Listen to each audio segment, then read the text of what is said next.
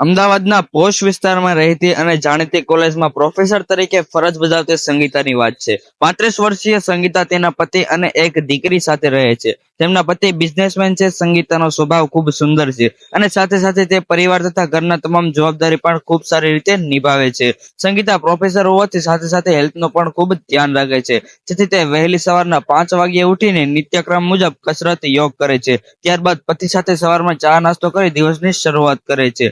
જોકે દિવસ દરમિયાન સંગીતાને કોલેજ જવાનું, ઘરકામ કરવાનું, દીકરીને તૈયાર કરવાથી લઈ સ્કૂલે મૂકવા જવાનું હોય, તેથી આ બધા કામમાં ખૂબ જ વ્યસ્ત રહે છે. સંગીતાને જ્યારે નવરાશ મળે ત્યારે મોબાઈલનો ઉપયોગ કરતી હોય છે. નવરાશમાં સંગીતાને મોબાઈલમાં સોશિયલ મીડિયા સિવાય ઓનલાઈન શોપિંગ કરવાનો ખૂબ જ શોખ છે. નવી નવી વસ્તુઓ ઘરમાં સજાવટ કરવા કે પછી દીકરી માટેના કપડાં હોય કે તેમના માટે નવું કલેક્શન આવ્યું હોય તો જોવાનો અને તે ઓનલાઈન મંગાવતી પણ હતી અને ઘણીવાર મંગાવ્યા મુજબ દરેક વસ્તુ ઘર સુધી આવી પણ જતી હતી. અને હાલ લોકડાઉન હોવાથી સંગીતા તેના પતિ અને દીકરી ઘરે જ રહે. થોડા દિવસ પહેલા જ લોકડાઉન ખોલ્યું છે, જેથી સંગીતા ઘરે હતી. તે સમયે તે મોબાઈલ વાપરતી ત્યારે સંગીતાના મોબાઈલ પર એક મેસેજ આવ્યો. સૌથી પહેલા તો મોબાઈલ પર આવેલા મેસેજ વાંચ્યા પછી સંગીતાએ ઇગ્નોર કર્યો હતો. સંગીતાએ વિચાર્યું કે આખો દિવસ કંપનીવાળા ગમે તે મેસેજ કે ફોન કરે છે, આમ વિચારીને ફરી તે મોબાઈલ સોશિયલ મીડિયા વાપરવા લાગી.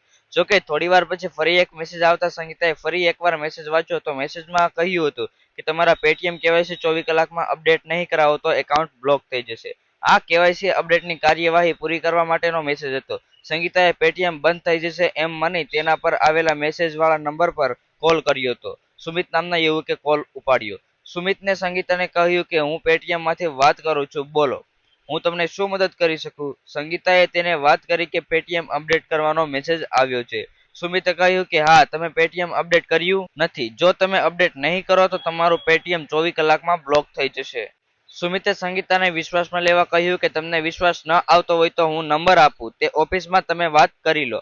સુમિતે આમ કહેતા સંગીતાને સુમિત પર વિશ્વાસ આવી ગયો હતો અને સંગીતાએ કહ્યું કે પેટીએમ અપડેટ કરવા શું કરવું પડશે. સુમિતે કેવાયસી અપડેટ કરવા માટે એક એપ્લિકેશન ડાઉનલોડ કરવા કહ્યું હતું. સંગીતાએ આ એપ્લિકેશન ડાઉનલોડ કર્યા બાદ સુમિતે કહ્યું, એપ્લિકેશનમાં તમારી બધી વિગત ભરી દો, ત્યારબાદ તમારા મોબાઈલ એક નંબર આવશે જે સુમિતે માંગ્યો હતો. નંબર મેળવ્યા બાદ સંગીતાને બેંકના ખાતામાંથી લાખ રૂપિયા કપાઈ ગયાનો મેસેજ મોબાઈલમાં જોઈ સંગીતા ચોંકી ગઈ. જોકે સંગીતાને ફ્રોડ થયાની જાણ થતાં જ તેણે એપ્લિકેશન ઇન્સ્ટોલ કરી એટીએમ કાર્ડ પણ બ્લોક કરાવી દીધું. સંગીતાએ સતત ફોન કરી સુમિતનો સંપર્ક સાધવાની કોશિશ કરી, પરંતુ તેનો ફોન સ્વિચ ઓફ આવતો હતો.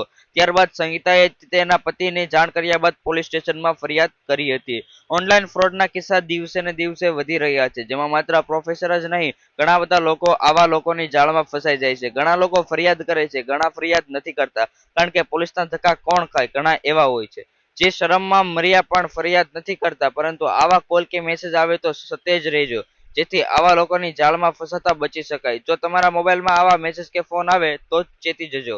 ઉલ્લેખનીય છે કે ગઠિયા પેટીએમ વાપરતા લોકોને એવા વિશ્વાસમાં લે છે કે યુઝર આઈડી પાસવર્ડથી કોઈ નુકસાન નહીં થાય અને બેંકમાં ગયા વગર કેવાયસી પ્રોસેસ થઈ જશે. ગઠિયા ઘણીવાર ફોન કરે છે અને તમને તમારા પેટીએમ એકાઉન્ટના કેવાયસીને પૂર્ણ કરવા કહે છે અને ત્યારબાદ તેઓ તમારી વિગતો લઈ છેતરપિંડી કરે છે. જેથી જો તમે આવા કોલ આવે તો સૌપ્રથમ પેટીએમ કસ્ટમર કેરમાં જાણ કરવી જોઈએ. જો તમને અમારો વિડીયો પસંદ આવ્યો હોય તો આવા અવનવા વિડીયો જોવા અમારી ચેનલ સબસ્ક્રાઇબ અને આ વિડીયોને એક લાઇક કરી દેજો.